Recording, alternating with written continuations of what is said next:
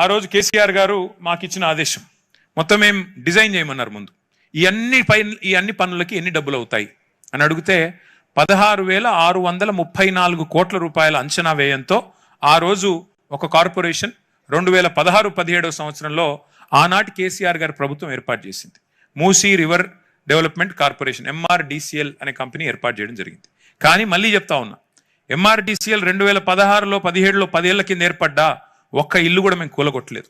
కూలగొట్టకుండా ఏం పనులు చేయాలో ముందు ఆ పనులు చేసుకుంటూ వచ్చినాం. ఏం పనులు అవి?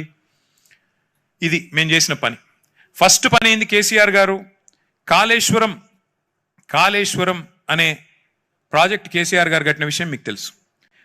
మీకు ఒక ఐడియా కోసం చెప్తా ఉన్నా. తెలంగాణ ఎట్లుంటుందంటే భౌగోళికంగా ఇట్లా ఒక గుడిసెలాగా ఉంటుంది. ఒక గుడిసెలాగా ఇట్లుంటుంది ఈ షేప్. ఒక వరుస నుంచి ఇక్కడ నుంచి గోదావరి నది పారుతుంది, ఇక పక్క నుంచి మన కృష్ణా నది ఉంటుంది. హైదరాబాద్ అనేది ఇప్పుడు మనం ఎక్కడైతే హిమాయత్ సాగర్లో ఉన్నామో 535 మీటర్లు సముద్ర మట్టానికి 535 మీటర్ల మీద హైదరాబాద్ నగరం ఉంటుంది. మరి గోదావరి నది 80-100 మీటర్ల మీద వారుతుంటుంది. కృష్ణా నది 110-120 మీటర్ల మీద వారుతుంటుంది. అంటే నీళ్లు, కృష్ణా నీళ్లు తేవాలన్నా గోదావరి నీళ్లు తేవాలన్నా 400-500 మీటర్లు పైకి లిఫ్ట్ చేయాలి మనం. అది చేయాల్సిన పని.